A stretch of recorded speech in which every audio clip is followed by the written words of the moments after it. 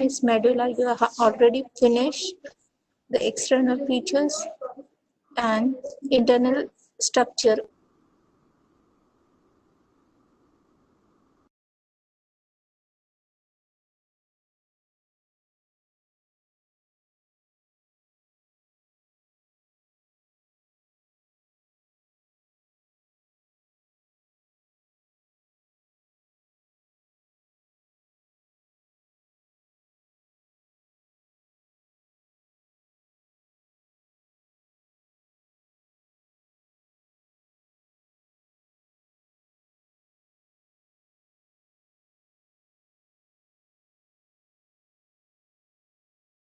This is the figure what you see.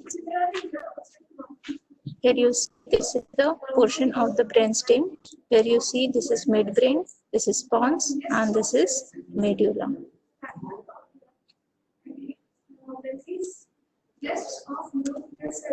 In this figure, you can see the anterior view of the medulla oblongata. These are pyramids, these are oleus, and the anteromedial sulcus. This is anterolateral sulcus, where you see this is 12th cranial nerve arises, and here you see the 9th, 11th, 10th, and 11th cranial nerve.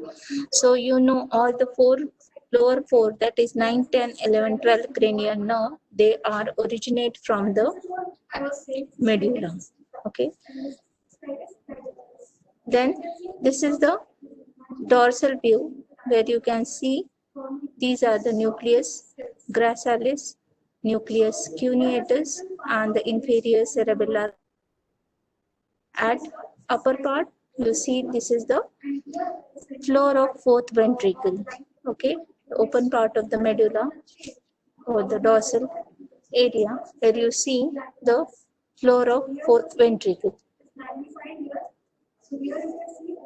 So at this level, we have seen the internal structure at 3 different levels. Here you can see this is the pyramidal decussation. So we'll see section at this level.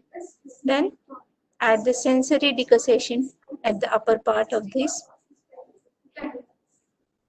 medulla, and above that we'll see the section at the level of oleo. Okay, so one by one we'll quickly revise all this section of medulla at different levels. This is TS of medulla at the level of pyramidal decussation, where you can see this is the central gray matter. Okay, this is anterior part, this is posterior part. Okay, this is ventral and this is dorsal. Here you see the nucleus gracchalis on both sides. This is nucleus. So what? The nucleus gracchalis and nucleus cuneatus, they are present over the apex posterior side. They are present over the posterior side. Okay. Then apex of the posterior horn, which will be swells, and it will create the nucleus of the spinal tract of trigeminal nerve.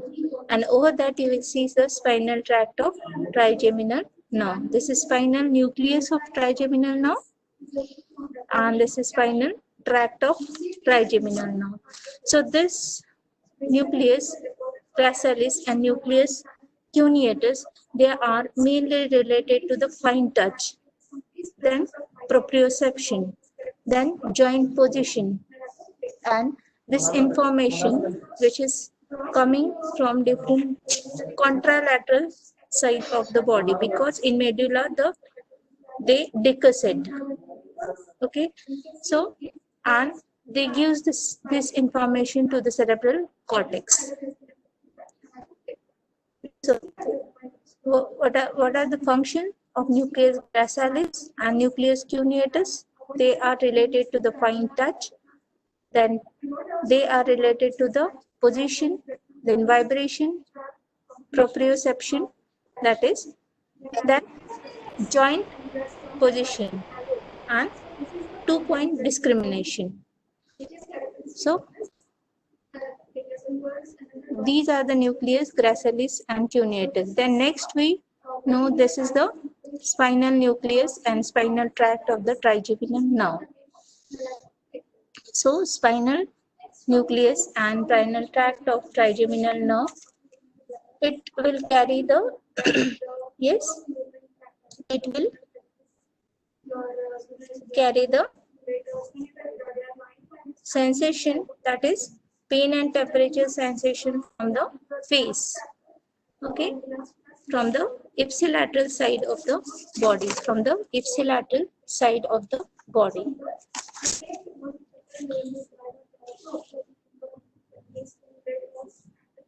And very important, at this level we have seen the pyramids. Ma'am, there is lot of disturbance from your side. We are not able to hear you clearly. Today this is very compact hall in which there are 2 lectures already going on, so there are some disturbances. Tomorrow we'll manage this. Today we have to bear with this. Okay. So I'll speak little loud. Okay. So posterior column, where you can see the nucleus gracilis, nucleus cuneatus. This is the spinal nucleus and tract of the trigeminal nerve.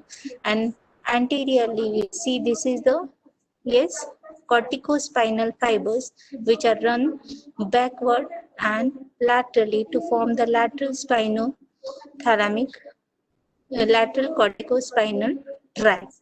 Okay, so they forms the pyramids. And due to this fiber, this gray matter, which will be detached from the central gray matter. Okay, this will be detached from the central gray matter.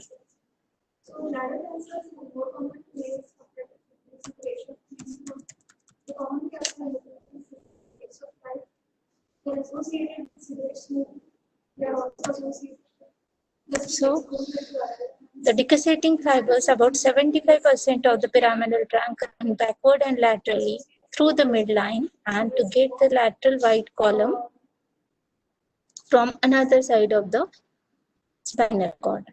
So, detach anterior horn, which will be break up and forms the spinal nucleus of accessory nerve and supraspinal nucleus of the first cranial nerve, that we see here. Here they form the spinal nucleus of the accessory nerve and supraspinal nucleus of the first cervical nerve. Then there will be diffuse zone. It will be network of fibers with the dotted nerve cells. They form the reticular formation that we observe in each section of the medulla. So here you can find this. Then there are the tracts, that is the ventral and dorsal spinocerebellar tract. On each side, the ventral and dorsal spinocerebellar tract, whereas lateral spinothalamic tract, which carry the sensation, the spinothalamic tract, which carry the sensation of pain and temperature from the contralateral side of the body as it goes above as a spinal lemniscus. Okay, so this is the main part of this section, that is pyramidal decussation. Then so in close part of the medulla, what you see, this is the gray matter. What you see, the spinal nucleus of the fifth cranial nerve. This is a flow chart that you remember all the nuclei with the tracts. The spinal nucleus of the fifth nerve, spinal accessory nucleus, nucleus gracilis, nucleus cuneatus. Whereas in white matter, you will see the motor fibers, that is pyramidal decussation, whereas sensory fibers, the spinal tract of the fifth nerve, then lateral spinothalamic tract, anterior and posterior spinocerebellar tract, and the internal arcuate fiber. Internal arcuate fiber in close part you will see in upper level section, that is at the level of sensory decussation, that we'll see now. This you have finished already. This is the medulla oblongata at the level of sensory decussation. Here you can see this is the nucleus gracchalis, this is nucleus cuneatus, and these are the spinal nucleus of trigeminal nerve with its tract. They are separated from the central gray matter. What is the main feature of this section is this nuclei are separated from the central gray matter. So this nucleus gracchalis and nucleus cuneatus, they are divided from the central gray matter. The fibers which are coming from the, so here you can see the fibers which are coming from the fasciculus gracchalis and fasciculus cuneatus, they are relay here, and from here there will be starting of the second order neuron. That is, these are the second order neuron which are forming the internal arcuate fibers. The internal arcuate fibers.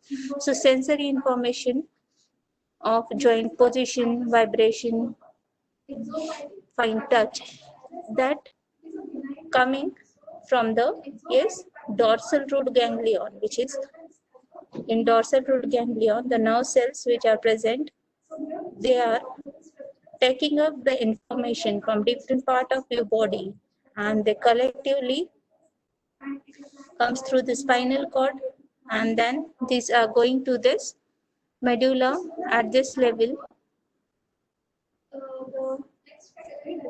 to the nucleus gracchalis and nucleus cuneatus. Nucleus gracchalis, which are taking the information from lower part of your body, from the legs and the up to T6 level. Then nucleus cuneatus, which are taking information from upper part of your body, that is from the hands and the trunk region. So these fibers, these are the second order neuron. So this internal arcuate fiber originating from the nucleus gracchalis, which courses forward and medially around the central gray matter and decussate with the corresponding fibers of the opposite side. This is called as the sensory decussation. This is called as the sensory decussation. After that, turn upward and ascend as a medial lemniscus. So here you can see these fibers crossing, gracchalis crossing ventrally and cuneatus crossing dorsally. So this forms the sensory decussation. But when they goes above or they ascend, they forms a lemniscus. It is called as the medial lemniscus. Medial lemniscus. Medial lemniscus. What is medial lemniscus? Lemniscus is the crossing fibers from the nucleus gracchalis and the nucleus cuneatus. Okay. So it ascend above to the thalamus, and from the thalamus to the cerebral cortex. It collecting the information and giving to the thalamus, and thalamus to the cerebral cortex. That is postcentral gyrus. So this is the main feature of the sensory decussation. What you see the structure other than this is the pyramids, which are present anteriorly, and just below, just posterior to the medial lemniscus, you can see this is medial longitudinal fasciculus. Medial longitudinal fasciculus. Then this is the central gray matter, where you can see different nerves. Then the internal arcuate fibers, which cut off the spinal nucleus and tract of the trigeminal nerve from the central gray matter. So we have already studied that all these three gray matter which are separated from the central gray matter, that is nucleus gracchalis, nucleus cuneatus, and the spinal nucleus and tract of trigeminal nerve. Because of this fiber, this spinal nucleus and tract, which is also separated from this central gray matter. Then in the dorsolateral to the cuneate nucleus, there is also accessory cuneate nucleus that you have studied in last section. The accessory, this is the accessory cuneate nucleus, just dorsolateral to the nucleus of the nucleus cuneatus. So which receives the more lateral fibers from the fasciculus cuneatus, and they gives rise to the posterior external arcuate fibers, which carrying the proprioceptive impulses to the cerebellum of the same side, to the inferior cerebellar peduncle. The inferior cerebellar peduncle.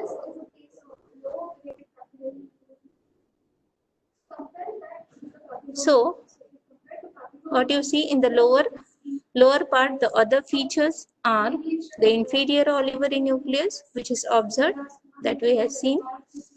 Here you can see, this is the pyramids. This is the inferior olivary nucleus. On the lateral part, what you see, the ventral and dorsal spinocerebellar tracts, and here you see the lateral spinothalamic tract.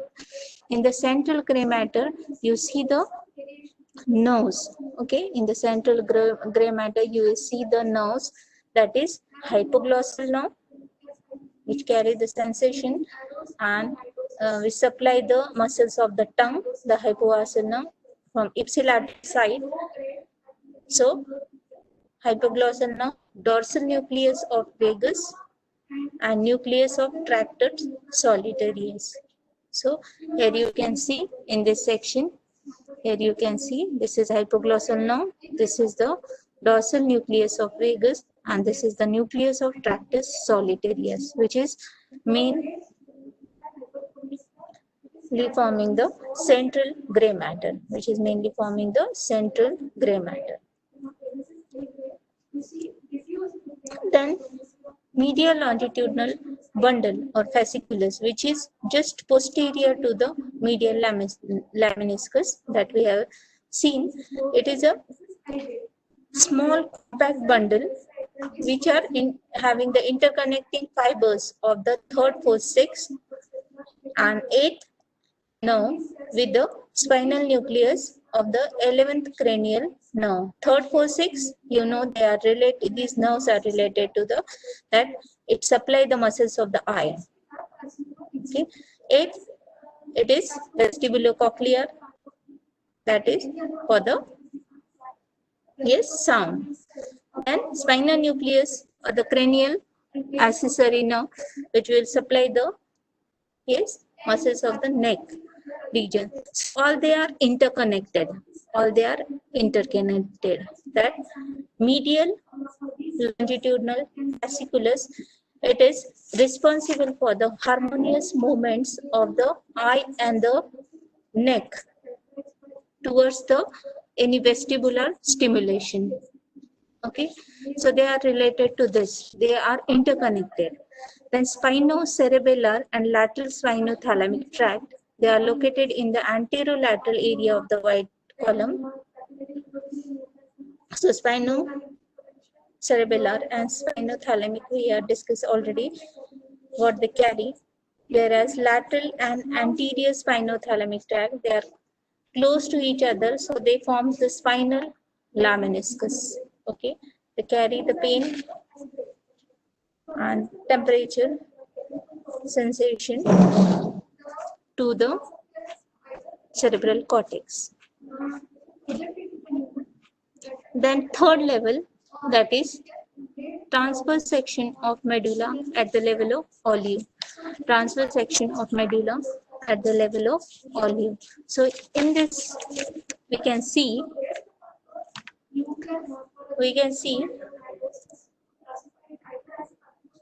this central gray matter, which will be open up.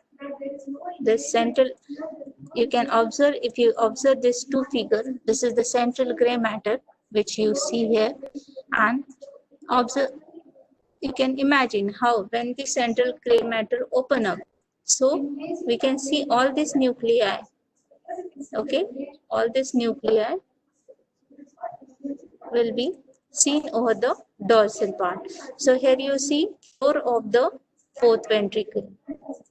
They are seen in the floor of fourth ventricle, the upper part of the medulla oblongata, where you can see the floor of fourth ventricle.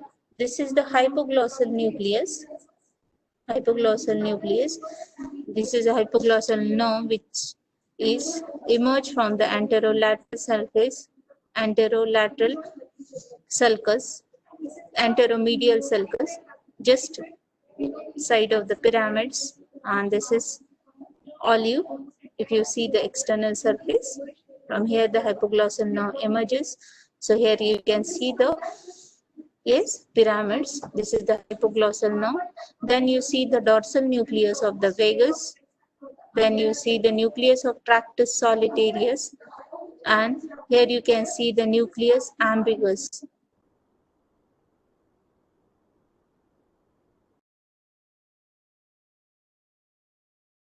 This is inferior olivary nucleus. Then other features are same, dorsal and lateral spinocerebellar tract. So we'll see the central gray matter is spread over the floor of fourth ventricle, which includes the nuclei of the several cranial nerve, that is hypoglossal nerve, dorsal nucleus of vagus, nucleus of tractus solitarius, vestibular nuclei. Okay. So the nucleus ambiguus, which is located deep inside to this reticular formation, which will supply and it is originated to connecting fibers, the motor fibers of 9th, 10th and 11th cranial nerve. It will supply muscles of the pharynx, muscles of the larynx, muscles of the palate, nucleus ambiguus, okay, of same side. On either side of the midline, the dorsal to ventral, there will be the, now we see the, from dorsal to ventral, what you see? The pyramids, okay. Then medial lemniscus. Then we'll see the medial longitudinal fasciculus. Here you can see in upper part here, there will be tectospinal tract. So the main features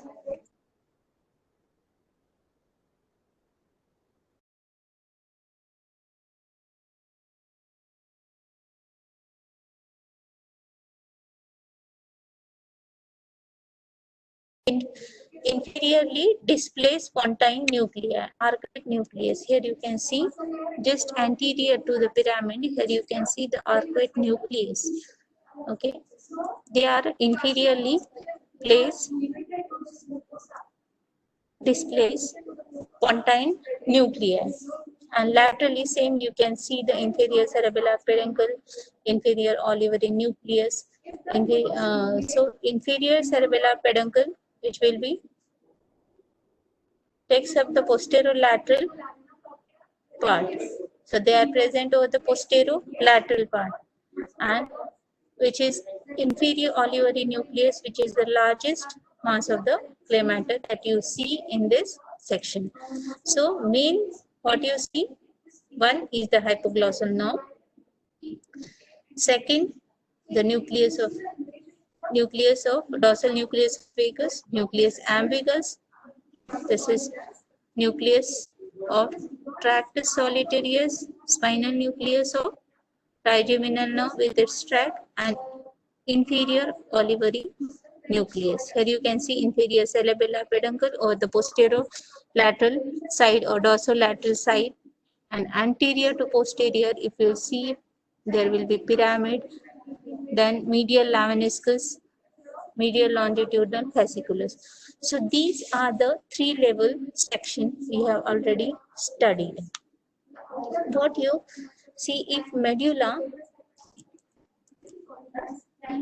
if you the blood supply of the medulla, if you see this open part, the gray matter, if you draw a flow chart of this, you can see this is the inferior olivary nucleus. You can see the arcuate nucleus. You can see the lateral vestibular nuclei, cochlear nucleus. Then you will see the spinal nucleus of the 5th cranial nerve, nucleus ambiguus, nucleus of tractus solitarius, inferior salivatory nucleus, dorsal nucleus of vagus, and hypoglossal nucleus. Whereas tracts we have already studied. What tracts we have seen, that is medial lemniscus, pyramids. Anterior to posterior we go the pyramids, medial lemniscus, medial longitudinal fasciculus. Okay, and laterally we will see the inferior cerebellar peduncle and the ventral and dorsal spinocerebellar tract. So arterial supply of medulla, the blood supply is very important. Medulla, they are supplied by the two vertebral arteries, the anterior and posterior spinal artery. Why it is important? There are infections, infarctions of this artery, thrombosis, emboli of this artery may lead to the damage of this structure where they supply. Okay, so it is supplied by the anterior and posterior spinal arteries, anterior and posterior inferior cerebellar arteries, and the basilar artery. So this is the section of medulla. Here you can see this is the anterior spinal artery which will supply this portion, the medial part of the medulla. This is the vertebral artery which supply the lateral part of the medulla from anterior side, and this will be the posterior inferior cerebellar artery which will supply the posterolateral area of the medulla. This artery is also called as pica, that is posterior inferior cerebellar artery. So medulla, they contain the vital centers, the vasomotor center, respiratory center, cardiac center. So injury to medulla is always fatal. The respiratory center is particularly vulnerable to the compression, and as you see in judicial hanging, where there will be the atlas, the odontoid process of the atlas which will compress the medulla, that is respiratory center, and which will lead to the respiratory failure and death. That is the main cause of the death in hanging. Okay, so this is the respiratory center, the main center which is present in the medulla. Then bulbar paralysis, it is characterized by the paralysis of the muscles supplied by the last four cranial nerves. We know the last four cranial nerves, that is 9th, 10th, 11th and 12th, they arise from the medulla. So if there will be paralysis of in bulbar paralysis, or there will be paralysis of the muscles supplied by the last four cranial nerve, it will lead to the dysphagia, dysphonia and dysarthria. So dysphagia, that is difficulty in the swallowing. Dysphonia, it will be disorders of the voice. Okay, and dysarthria, it is speech related disorders, slurred speech usually. Okay, so it will lead to the bulbar paralysis. Then pseudobulbar palsy, it is due to bilateral lesion of the corticonuclear fibers, and it will lead to the paralysis of the tongue, lips, pharynx and palate. Tongue, lips, pharynx and palate, which will be mainly the cause of this is vascular infarction and increased intracranial pressure. So it is called as the pseudobulbar palsy. The two main syndromes, they are related to the medulla, that is lateral medullary syndrome. It is also called as posterior inferior cerebellar artery syndrome, or it is also called as the Wallenberg syndrome, W-A-L-L-E-R-G, Wallenberg syndrome. Okay, so this syndrome, what really happened in this syndrome, because of the thrombosis of posterior inferior cerebellar artery, that is pica. It will lead to this syndrome. Posterior inferior cerebellar artery. In this figure, you can see this is the posterolateral part, and this is the medial area. So here usually supply posterior inferior cerebellar artery, which will supply the posterolateral part of the medulla. So it will lead to pica. It's pica syndrome, okay, or Wellenbusch syndrome. So it supplies the lateralmost part of the medulla where there are different nuclei, where you can see in this figure. What are the nuclei? This is dorsal nucleus of vagus. This is the nucleus, yes, dorsal nucleus of vagus, the nucleus of tractus solitarius. Here you can see this is the nucleus of trigeminal nerve with the tract. This is nucleus ambiguous. This is lateral spinothalamic tract. So these are the different nuclei, this is vestibular nucleus. So these are different nuclei which are present in this region, and it will affect if there will be the infarction of this posterior inferior cerebellar artery or thrombosis of this artery. It will affect this region and the tract present and the nuclei present in this region. So what will really happen when this will be affected? So spinothalamic tract is there, okay, spinothalamic tract. If spinothalamic tract is affected, what you know, spinothalamic tract is related to the pain and temperature sensation from the contralateral side of the body. So that will be lost. If you see in this figure, here you can see the left lateral syndrome, in which this is green line. What do you see? This is affecting the spinothalamic tract. So there will be left side lesion, left lateral syndrome, left lateral medullary syndrome, in which right side is affected, that is contralateral side, due to spinothalamic tract. So there will be contralateral loss of the pain and temperature sensation of your body. Then second will be the spinal nucleus of trigeminal nerve, which will be again carry the sensation from face, head neck face. So from the ipsilateral side, they are not crossing, okay, they carry the sensation from the ipsilateral side. So there will be ipsilateral loss of the pain and temperature. So in this figure you can see this is the ipsilateral loss from the left side only, ipsilateral loss of pain and temperature. That purple line you can see over the face, that is showing the ipsilateral loss of the pain and temperature sensation. The nucleus ambiguous, which supplies the vagus glossopharyngeal nerve. With vagus and glossopharyngeal nerve, it will supply the muscles of the pharynx, larynx, palate of the same side.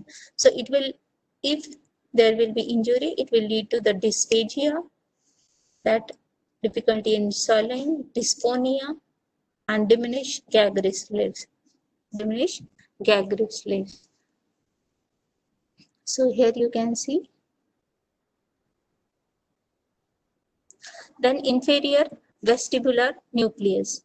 So some vestibular nuclei is also present in this section, the last session, that is at the level of olive. It will lead to the vertigo, diplopia, and nystagmus. Nystagmus is continuous rotatory movement of the eyeball, okay, and vomiting. So due to the vestibular nuclei, inferior vestibular nuclei is involved in this.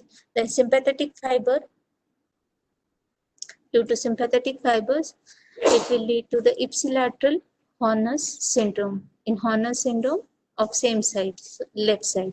So it will lead to the ptosis, that is drooping of the eyelid, miosis, anhidrosis, that is decreased sweating in this area, and enophthalmos, that is shrinkage of the eyeball. So this are the symptoms of the Horner syndrome. It will lead to the Horner syndrome due to loss of sympathetic fibers on same side. Then inferior cerebellar peduncle. If there is involvement of the inferior cerebellar peduncle, it will lead to ataxia. That is, ataxia is loss of balance of your body, continuous movements of your body. Okay, there is uncontrolled movement.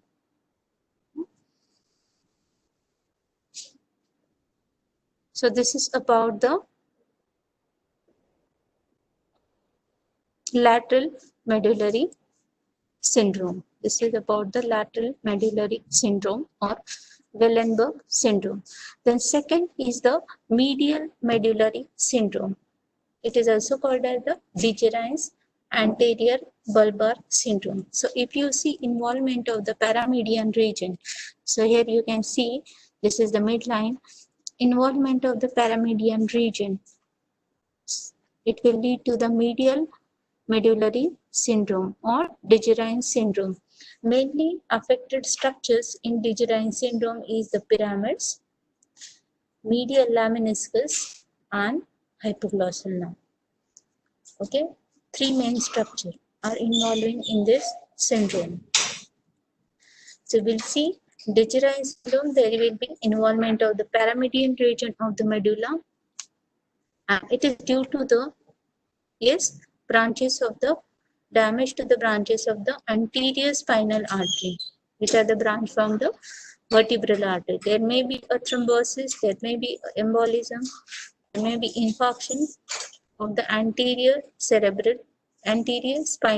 artery, which will supply this medulla in paramedian region. Okay. So it will cause the Dejeron syndrome. What are the features of this syndrome? There will be the contralateral hemiplegia of the arm and leg as a result of damage to the pyramid. Pyramid, you know, they are the corticospinal fibers and they control the, they are the motor fibers. So it will lead to the contralateral hemiplegia of the arm and leg and damage to the pyramid. So here you can see red lines which will be showing the corticospinal tract damage. So left, here again left medial medullary syndrome. So it will affect the right side, okay, contralateral side of the corticospinal fibers. That is paralysis of the or hemiplegia of the contralateral side. The ipsilateral paralysis of and atrophy of the half of the tongue as a result of damage to the hypoglossal nerve. So left side damage to the hypoglossal nerve, it will lead to the deviation of the tongue the same side. It will lead deviation. In this picture you can see left side the deviation of the tongue to the same side because there will be active muscle on the other side, that is right side. So ipsilateral paralysis and atrophy of the half of the tongue. So this will result to the damage of hypoglossal nerve. Then there will be loss of vibration, proprioception on contralateral arm and leg. You have studied the medial lemniscus. It is related to the fine touch, vibration, proprioception of contralateral side of your body. So if there is loss, there is damage to the medial lemniscus, then there will be loss of vibration, proprioception to the contralateral side. So in this figure you can see the blue line where you can see the damage to the medial lemniscus. So loss of proprioception to the opposite side, that is 2-point discrimination, fine touch, that will be lost. It is mainly related to the nucleus gracilis and nucleus cuneatus. Then internuclear ophthalmoplegia of the ipsilateral eye. This is medial longitudinal fasciculus. We have studied medial longitudinal fasciculus. It is interconnecting fibers of third, fourth, sixth, eighth, and 11th cranial nerve, where you can see harmonious movements of the eye and the neck according to the voice. So, if there will be some person speaking from the right, if you attempt to see at the to the right, your eyeball are not interconnected. That is, left eye is adducted when you try to see and attempt to see the right. The left eye is adducted. Here you can see, and right eye is abducted. So this is called as the ophthalmoplegia. This is due to the medial longitudinal fasciculus. Then third will be the